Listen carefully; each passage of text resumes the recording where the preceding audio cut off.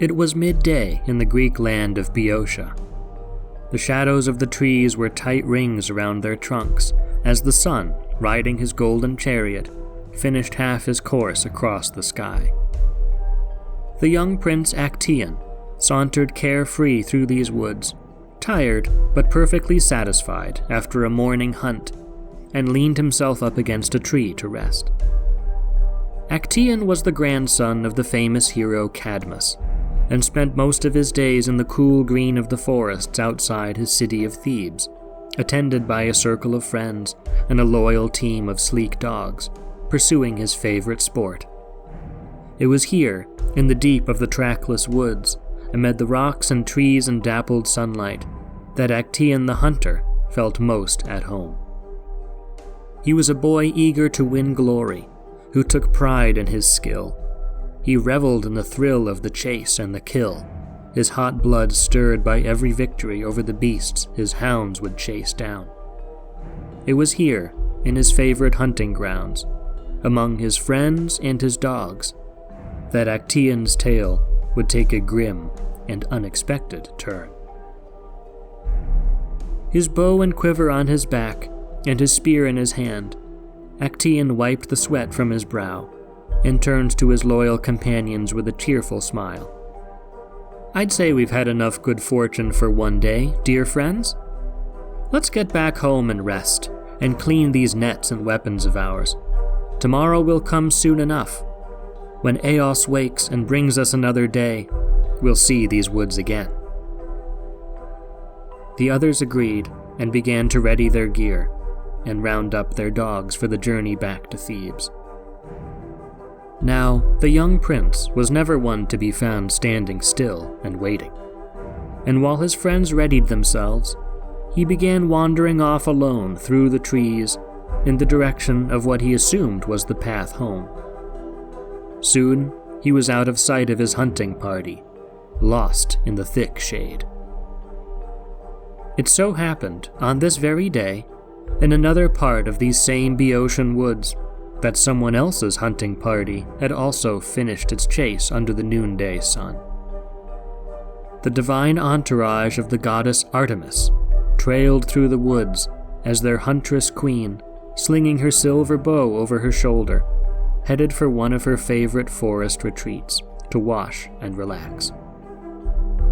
There's a place deep in this forest, a hidden cave sculpted from the soft rock by nature's artistry.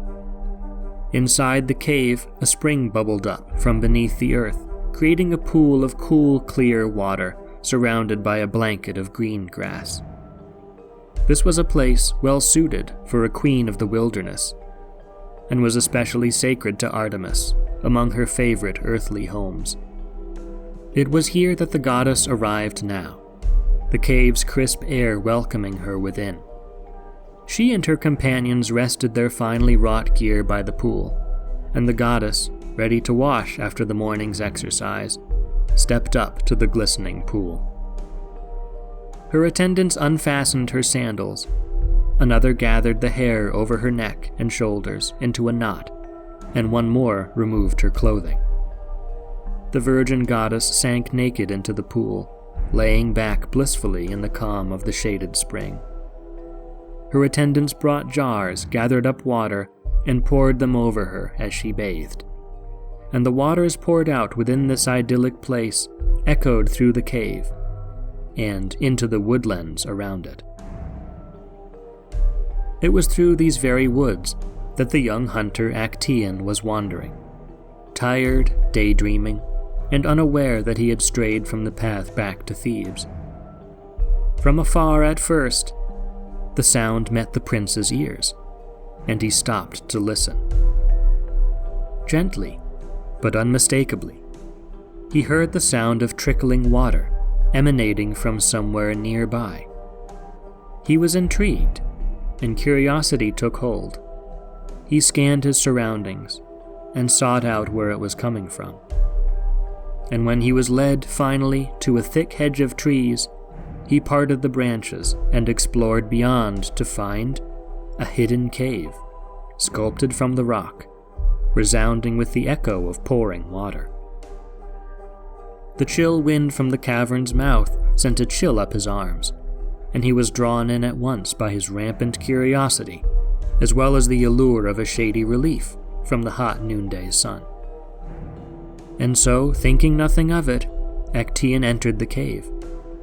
And there he came face to face with the divine party of huntress maidens, incredible to behold, with their clothing and gear glistening, and standing luminously in the middle of the pool, the virgin goddess herself, in her bath. It was as if time froze for an instant. Actaeon stopped dead in his tracks, and every eye in the cave fixed on him immediately, and no eyes were more piercing than those of the naked Artemis. It took no time at all for Actaeon to recognize divinity when he saw it, and to realize his own grave mistake. His wide eyes had met the goddess's perfect immortal form, a sight allowed to no man. After the moment of shock had passed, Artemis's handmaidens rushed forward to surround the goddess, shielding her from forbidden sight. But she herself, standing majestically above the others in the pool, made no effort to hide herself or shrink away. Rather, she kept her cold eyes trained on the trespasser, visibly wrathful as a reddish glow darkened her face. Actaeon barely had time to start backtracking, and the angry goddess hissed with words like sharp daggers. "Get out of here, you worthless mortal. Why don't you go tell your friends about the naked goddess you've seen? Oh, but wait. Let's see if you can." If she had had her silver bow and arrows in her hands, she would have pierced Actaeon right there with a swift shot. But instead, slowly and deliberately, she dipped her fingers into the pool and sent up a splash that caught Actaeon with a gentle shower of water. Actaeon was baffled at what the goddess had just done, but had no intention to stay and figure it out. Regaining his wits, the hunter whirled around and sprinted out of the cavern, leaving it all behind. His mind racing, he was glad to escape, but he feared the goddess's wrath, and cursed the fate that had led him to wander there. He kept running, imagining a whole team of nymphs with arrows ready at his back. And as he hurtled through the woods, in mid-stride, that's when Artemis's punishment revealed itself. The first thing Actaeon felt was a sudden throbbing in his forehead, where, if he had felt it with his hand, he would have found two sharp horns were beginning to surge out from his temples. At the same time, his neck started changing shape, lengthening up and out from his shoulders. His ears got longer and pointed upwards with furry tips at the ends. Actaeon all of a sudden felt himself moving more swiftly than ever, as if he were running on 4 legs instead of 2. And so he was, as his arms and legs jutted out and narrowed, and his hands and feet left hoof marks on the forest floor. He leapt into the air to clear a bush in a single bound, and when he landed on the other side, gone were his clothes and human skin, all of it transformed into a brown, furry hide. Fearful and desperate, trying to stay in control of where he was in the deep woods, he raced back to find his hunting party, seeking the safety of his old friends. Along the way, he ran across a slow-moving stream, and recognized in the place of his own reflection, not a human face, but the form of a stag. He reeled back on his haunches, and shook his antlered head in terrified disbelief. He tried to cry out with words, but no words came, only a hoarse animal moan. How could he rejoin his friends in the forest, or his family in the palace at Thebes? The only thing human left of poor Actaeon was his mind, trapped in the body of a deer. But there was no time for him to dwell on his fate. The goddess's curse had seen to that. Actaeon's pointed ears pricked up as a familiar sound broke the still air of the woods. The throaty, bloodthirsty baying of his own hounds. The thought of his beloved hunting team brought a moment of relief in his misery.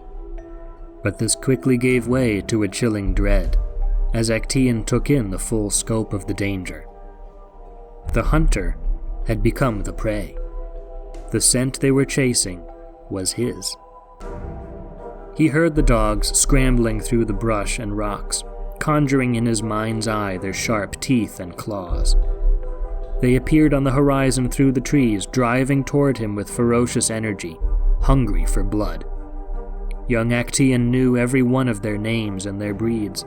He had trained them, sharpened their instincts, and made them into the perfect killers. Out of reflex, he opened his mouth to shout to them, in hopes they would recognize their master, but only the groan of a stag escaped from his throat. And now he heard human voices, his own companions driving on the dogs from the rear, and, most cruelly of all, shouting for Actaeon to join the thrill of their hunt. With no power to answer and stop them, he turned away and rushed in the other direction, loping through the hunting grounds where he himself, at the rear of his team, had slain countless prize animals. And onward he ran, as he felt the sleek hounds gaining on him, all the while gruesome visions of his prey from hunts past flashing before his eyes. He bounded with all his might, with all his will to escape. But he knew, in his still human mind, that no stag of the Boeotian woods could outrun Actaeon's hounds. This was the end of the young hunter's tale, torn piece by piece by the bloody fangs of his own dogs. And when this hapless mortal, a victim of being in the wrong place at the wrong time, had breathed his last breath, only then was the wrath of Artemis satisfied, and the goddess with her team made their way home to the glory of Mount Olympus.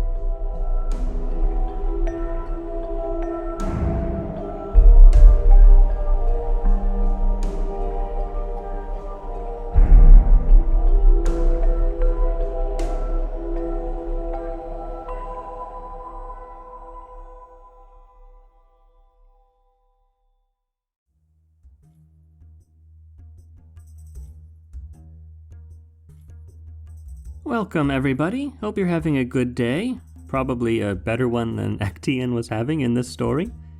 This is another one of the classic tales from the Roman poem Metamorphoses, that big 15-book anthology of mythological stories by the poet Publius Ovidius Naso, better known to us nowadays as Ovid. A good number of the stories told on Wine Dark Sea have their source in Ovid's Metamorphoses, so this probably isn't the first time you've heard about it in one of these commentaries. But Ovid's ancient versions really bring the stories to life in this kind of fun, exciting way. It's sometimes funny, sometimes scary, but always very entertaining and good to read. For this commentary, we'll get a bit more into Artemis, especially her association with the wilderness and wild beasts, and also some about Actaeon's background as well. So this is one of the first stories featured on this channel that stars the goddess Artemis, and there's a lot of different associations that she has in Greek and Roman culture. In modern-day pop culture, she's mostly associated with the hunt and the wilderness. She always has her bow, and artistic depictions typically show her as a kind of wild maiden roaming the hills with a team of wild animals. Sometimes she's also associated with the moon, too, as a counterpart to her brother Apollo, who is sometimes associated with the sun. But she also has some deeper associations we can get into here. One that ties into her association with wild animals that goes pretty far back is an image not just in the Greek world but also in the Mesopotamian world, as the divinity who appears in artworks as the mistress of beasts, sometimes referred to in the Greek as the Potnia Theron. This means the mistress of wild animals, mistress of beasts. And this is often a goddess, in some cultures a male deity, but often a female one, who appears in certain artworks surrounded by wild animals under her command, symbolizing this goddess's control over the wild, untamed forces that exist in the unsettled places in the world. This is a very old image in ancient religions, and this natural force of the Potnia Theron, the mistress of beasts, is embodied in the Greek world by Artemis. Same for Diana in the Roman world. There's another really important and really pervasive set of associations with Artemis in antiquity, and this is her association with rites of passage. This is actually something I've been researching a bit lately for an article I'm writing on one of Euripides' Greek tragedies, where Artemis has this particular association especially strongly. So what anthropologists call rites of passage are these important symbolic events that take place in the life of a person. You may have heard this terminology before. This is usually a sort of communal event to mark someone's progressing from one phase of life in their society to another place. So coming-of-age ceremonies, like when a boy is recognized as a man, or when a girl is recognized as a woman, or marriage ceremonies as well, when you're transitioning from the single life to the married life. The birth of a child, when somebody becomes a parent. This is another rite of passage. So there are quite a number of these for both boys and girls, these kind of social benchmarks that you pass. And Artemis is the goddess who is most closely associated with these rites of passage, these important moments of transition in ancient Greek culture. Oftentimes for the Greeks, this would take place in the context of big religious ceremonies, where the initiates who were undergoing the rites, the ones making this transition into the next phase of life, would make special sacrifices to Artemis, like cutting a lock of their hair, or there might be extended events where they leave the city to go to a temple of Artemis and stay there for a while, undergo certain rituals there. Like for the festival for Athenian girls, that was called the Brauronia, one of the big Athenian festivals involving Artemis. So this is an important feature of Artemis in antiquity, this idea of the goddess as presiding over, of having power over these rites of passage. And this idea of Artemis as having power over transitions, crossing over the boundaries in life and going between phases, is also reflected in a more concrete way, in where her temples are usually placed. Artemis inhabits no man's land, places that exist at the borders of civilized life. So here in this story with Actaeon, you have Artemis in the deep forest. That's a common place where you find her in the myths. She's also associated with different territorial borders, sort of on the outer fringes of where one community marks its land, and then that area at the outer limits, that's where you find Artemis. In the mountains, another wild and uninhabited place, that's also where Artemis would be. Or even coastlines, which again represent a kind of territorial border with the land. These are the kinds of places where temples of Artemis might be found, and where stories involving the goddess often take place. And this sort of spatial organization of where one finds Artemis and her temples is really linked to this idea of rites of passage.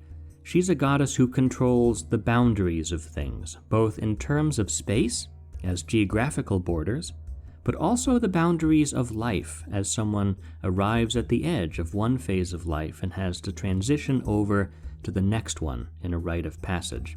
They're two sides of the same coin, the sort of geographical and the conceptual. It's the same essential ideas of borders and crossing borders that underlines Artemis's identity and powers in so many stories about her, and a lot of aspects of how she was worshipped in the ancient world. So let's talk a little bit about Actaeon too. We don't want to make him feel left out. He's one of a number of characters who appear in different Greek myths as young men who are hunters, and they tend to be aristocratic young men, like Actaeon is here, who's connected to the royal family of the city of Thebes. There's kind of a subgenre of myths involving these young male aristocratic hunters. Another character named Hippolytus, who's famous from a tragic play by Euripides, he's another one of these young aristocratic hunters. In that case, he's the son of the Athenian hero Theseus, and his mother was the Amazon Hippolyta. But Hippolytus is actually a worshipper of Artemis. He's completely devoted to her, and he sees himself as kind of her protege. But something that happens regularly in these myths involving young male hunters in the wilderness is that they come to a pretty bad end. That's the case with Hippolytus, and obviously with our story of Actaeon here too, torn apart by his own hunting dogs. Not a fun way to go. Now, the marginal spaces where Artemis hangs out, and where hunting takes place, these are dangerous places and what they symbolize. They lie outside the normal rhythms of life, away from the safety of civilization.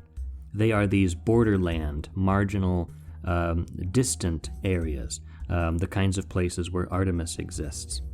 This is also where these kinds of hunting myths take place. In these settings of these stories represent the kinds of liminal areas where transformation and danger might lay in wait. And that kind of symbolic motif of the hunter deep in the woods encountering a goddess and experiencing a transformation, in this case with Actaeon, a literal reversal of the hunter into the hunted, this is exactly what you get with Actaeon's demise here. This story really captures that mythological, symbolic theme of the wilderness as something full of mystery and freedom, but also danger. And with that, let's wrap up this commentary. Now, in full disclosure, one part that I left out of this story as I was adapting it from Ovid was the long passage when he describes all the different dog breeds that are in Actaeon's team. It's a long list, a whole catalog of different kinds of dogs, which I thought might get a bit tedious for you all listening. But that said, if you're a dog lover and you're curious about different dog breeds that were used in ancient Greek hunting, then I can't recommend that passage enough. You can check out the original story in Book 3 of the Metamorphoses. Anyway, thank you all very much for listening, as always. If you have any more questions or things to add about this story, please leave a comment. And thank you very, very much for your support, as always. See you in the next one. Enjoy your day, and remember to be careful next time you're in the woods. You never know what you might find in Artemis's domain.